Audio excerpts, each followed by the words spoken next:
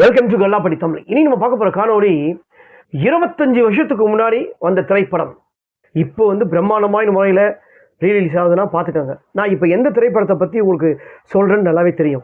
இன்றைக்கி எல்லா தேட்டர்லேயுமே திருவிழா போல் கொண்டாடி இருக்கிற ஒரே திரைப்படம், ஒரு ரீரிலீஸ் திரைப்படத்துக்கு இந்த அளவுக்கு, அதாவது ஏகப்பட்ட திரைப்படம் ரீரிலீஸ் வந்திருக்கு.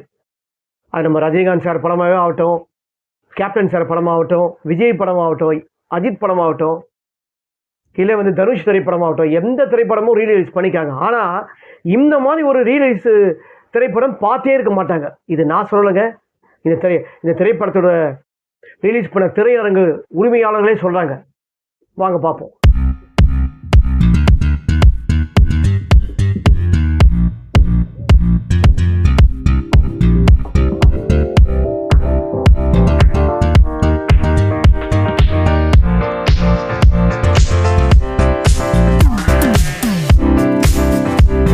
இந்த திரைப்படம் 25 வருஷம் ஆச்சு. அது 25 வருஷம் ஆனதுக்கு சொல்ல முடியாது.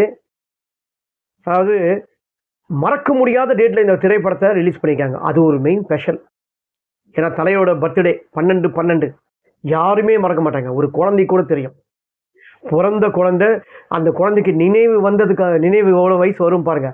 அவங்களுக்கு கூட தலையோட பர்த்டேனா எல்லாருக்குமே தெரியும். 12/12 அந்த மாதிரி ஒரு மறக்க முடியாத டேட். அந்த டேட்டில் எந்த படம் ரிலீஸ் பண்ணாது, அதாவது தலைவர் ரஜினிகாந்த் அவர்கள் படத்தை எந்த படம் ரீரிலீஸ் பண்ணாலும் தேட்டரில் கூட்டம் வரும். இந்த திரைப்படம் சொல்லவா வேணும். இந்த திரைப்படம் ஒரு படையப்பானவே ஒரு பவர். ஏன்னா அளவுக்கு அதிகமான ஆசைப்படுற ஆம்பளையும் அளவுக்கு அதிகமாக கோவப்படுற பொம்பளையும் நல்லா வந்ததா சரித்திரமே கிடையாது. ஓகேங்களா. இந்த டைலாக்ஸ் எதுனா எல்லா காலகட்டத்தையும் எல்லாருக்கும் பொருந்தும். அளவுக்கு அதிகமான ஆசைப்படுற ஆம்பளையும் அளவுக்கு அதிகமான கோவப்படுற பொம்பளையும் நல்லா வந்துதான் சரித்திரமே இல்லை. அது உண்மையானது தான். ஓகேங்களா. அது தலைவர் அந்த வசனத்தை சொல்லும்போது அது எல்லா மக்கள் மத்தியிலும் போய் ரீச் ஆயிருக்கு. ஸோ 25 வருஷம் ஆயும் இந்த திரைப்படம் நம்ம இதில் பேசுகிற ஒவ்வொரு வரி டைலாக்ஸும் யாரும் மறக்க மாட்டாங்க. ஏன்னா தேட்டரில் உட்காந்து நம்ம ஆடியன்ஸும் மக்கள் மத்தியிலையும் ரசிகர்கள் முன்னாடி நேற்று நம்ம பார்க்கும் போது அப்படியே ஒவ்வொரு வசனத்தையும் தேட்டரில் சொல்லினே இருக்கிறாங்க. அதாவது தலைவர் படமாகவே ஆகட்டுமே, அந்த படத்தை நம்ம பார்க்கும்போது ஏதாவது ஓடுக்கு கல்ட்டா பண்ணுவாங்க. அந்த கல்ட்டா பண்ணதுக்கப்புறம் டைட்டிலுக்கும் சாங்ஸுக்கும் சீன்ஸுக்காக அப்புறம் தான் அமைதியாவாங்க. ஆனால் இந்த திரைப்படம் அப்படி இல்லைங்க. எப்படி ஆரம்பத்தில் கரகோஷம் பண்ணாங்களோ அதே கரகோஷத்துலேயே படம் முடிகிற வரைக்கும் கல்ட்டா பண்ணினே தான் இருக்காங்க. நம்ம கமலா தியேட்டரோட ஓனர் அவரே சொல்லியிருக்காரு. அதாவது எத்தனையோ திரைப்படத்தை நாங்கள் சாங் ஒன்ஸ் மோர் போட்டிருக்கோம். ஆனால் ஃபஸ்ட் டைம் சீன்ஸை ஒன்ஸ் மோர் போட்ட படம் இதுதான். ஏன்னா எந்த சீன்ஸ் உங்கள் எல்லாருக்கும் தெரியும். ஏன்னா அந்த மூஞ்சல் சீன், அந்த மூஞ்சல் சீன்ஸை கரகோஷம் ரசிகர்களால் கண்ட்ரோல் பண்ண முடியாத அளவுக்கு கரகோஷம். So once more. ஸோ அந்த ஒன்ஸ் மோரை நம்ம அவங்களோட ஆசையை நிறைவேற்றணும் ஒரே ஒரு காரணத்துக்காக கமலா தியேட்டரோட ஓனர் சீன்ஸை ஃபஸ்ட் டைம் ஒன்ஸ் மோர் போட்டிருக்காரு. இதை அவரே தியேட்டரில் சொல்லியிருக்காரு. இந்த திரைப்படத்தோட ப்ளஸ் என்னன்னா, படம் வரத்துக்கு முன்னாடி, ஏன்னா அண்ணாமலை தான் வரப்போகுது, எஜமான் தான் வரப்போகுது, இல்லை எப்பவுமே பாஷா தான் வரும் அப்படின்னு தான் எல்லாருமே நினச்சிருந்தாங்க. ஆனால் திடீர்னு எதிர்பார்க்காம ஒரு 5ஆம் தேதி 6ஆம் தேதி கூட திடீர்னு சூப்பர் ஸ்டார் ரஜினிகாந்த் அவர்களே ஸ்ட்ரைட்டாக பேட்டி கொடுத்துருக்காரு. எப்பவுமே அவரோட பேட்டி கொடுத்தாவே அவர் ஸ்பீச்சை ரொம்ப ரசித்து லைக் பண்ணுவாங்க. எல்லாருமே ரசிகர்களும் சரி ஆடியன்ஸும் சரி எல்லாம் பார்ப்பாங்க. கிட்டத்தட்ட அவர் 30-35 நிமிஷம் பேசியிருக்காரு. எந்த அளவுக்கு ஒரு 75 ஏஜ், அந்த ஏஜில் அவர் 35 நிமிஷம் நல்லா லாங் ஸ்டப்பாக பேசியிருக்காரு. அந்த ஸ்பீச்சை ரசிக்கிற மாதிரி இருக்குது. ஸோ இந்த திரைப்படம் வரத்துக்கு முன்னாடி அவர் கொடுத்த ஸ்பீச்சு தான் இந்த திரைப்படத்துக்கு ஒரு பெரிய பலம். ஏன்னா புது படம் எல்லாமே பேக் ஆகிடுச்சு. லாக்டவுன், அதாவது வாவாதியாரை கார்த்திக் வச்ச திரைப்படம் வேற ஒரு காரணத்தால் இது பண்ணாலும் சினிமா இண்டஸ்ட்ரியில் எல்லாம் சொல்லப்பட்ட இது தள்ளி போனால் கூட பரவாயில்ல, நமக்கு கண்டிப்பாக தேட்டர் கிடச்சிருக்காது. தேட்டர் கிடச்சாலும் இந்த திரைப்படம் படையப்பா முன்னாடி நம்ம ரீச் ஆகிருக்க மாட்டோம். ஏன்னா எல்லாரும் படைப்பான்னு சொல்கிறாங்க. அதெல்லாம் கேட்குறாங்க, எல்லாருமே ஆச்சரியப்படுறாங்க. ஒரு ரீரிலீஸ் திரைப்படத்துக்கு இப்படி திருவிழா போல கூட்டம் போதே எப்படி? ஏன்னா சாதாரணமாக நம்ம கேப்டன் சாரை கூட சொல்லக்கூடாது. கேப்டன் விஜயகாந்த் அவர்கள் படம் கூட கேப்டன் பிரபாகரன் ஓளுக்கு பட்டுன்னு ஓடிச்சு இது பண்ணிச்சு. ஆனால் இது போட்டது எல்லாம் 19 ஷோ 20 ஷோ. கமலா தேட்டருக்காக ஓனே பேட்டி கொடுத்துருக்காப்பாங்க. 2 ஸ்க்ரீன்லையுமே இந்த படம் தான் போட்டிருக்காரு. 2 ஸ்க்ரீன்லையுமே 10 ஷோ 3 நாள். ஃப்ரைடே சாட்டர்டே சண்டே எல்லா தேட்டருமே ஹவுஸ்ஃபுல் காட்சியாக தான் இருக்குது. காசி டாக்கீஸ் இன்னும் ஸ்க்ரீன்ஸை வந்து இன்க்ரீஸ் பண்ணினே தான் இருக்கிறாங்க. ஸோ வந்து இந்த ரீலீஸு உண்டான செலவை ஜஸ்ட் ஒன் டேலேயே வந்து இது முடிச்சுட்டு இருப்பாங்க.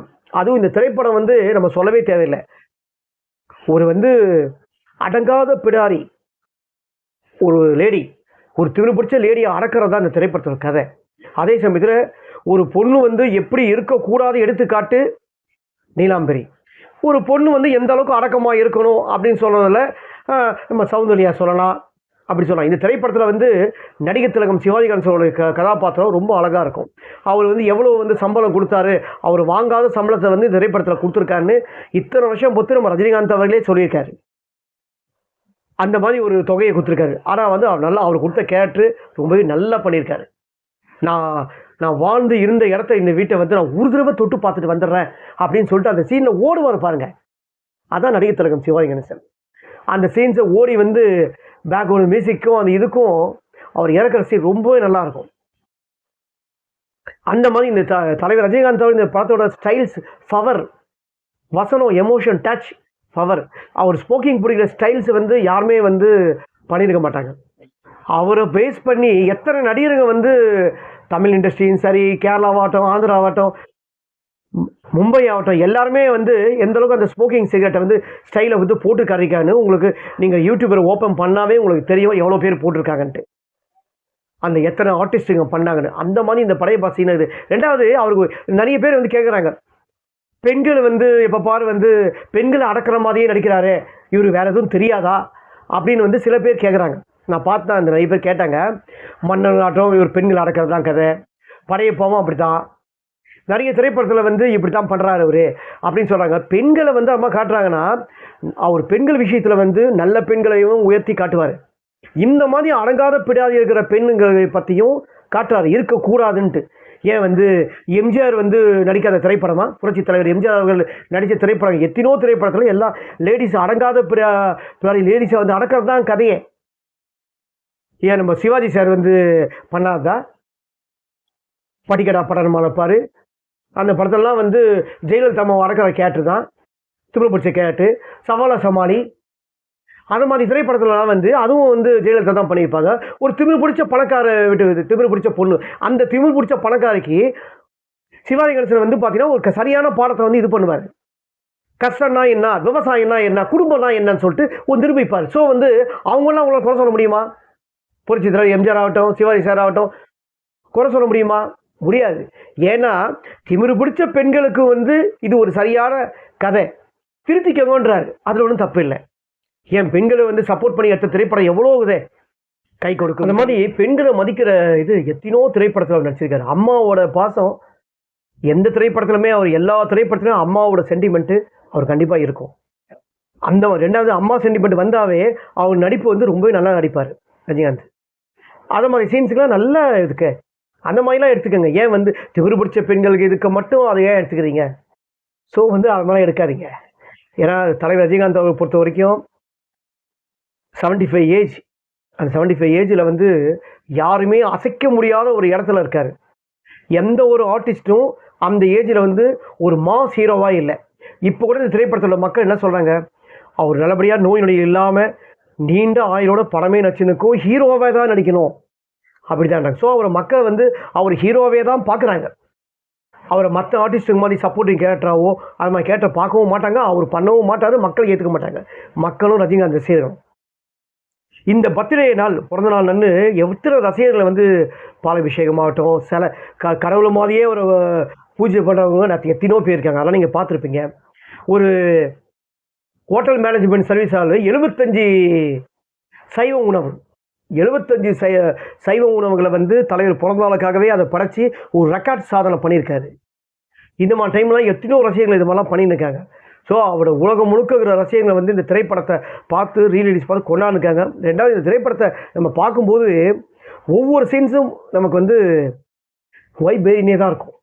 அந்த மாதிரி சீன்ஸ் நல்லா பண்ணியிருக்காங்க. சவுண்ட் எஃபெக்ட் 4K விஷயம் பார்க்கும்போது நம்ம 25 வருஷத்துக்கு முன்னாடி பார்க்கும்போது இதை விட இப்போ இந்த புது படம் பார்க்கும்போது புது படம் பார்க்குற மாதிரி இருக்குது.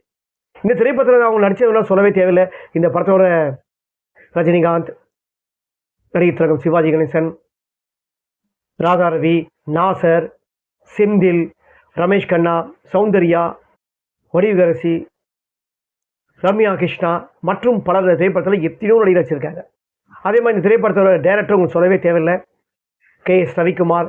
இந்த படத்தோட இசை பெரிய பலம், பேக்வர்டு மியூசிக்லாம் இன்னி வரைக்கும் நம்ம மனசில் வாழ்ந்துன்னு இருக்கு. AR ரகுமான்.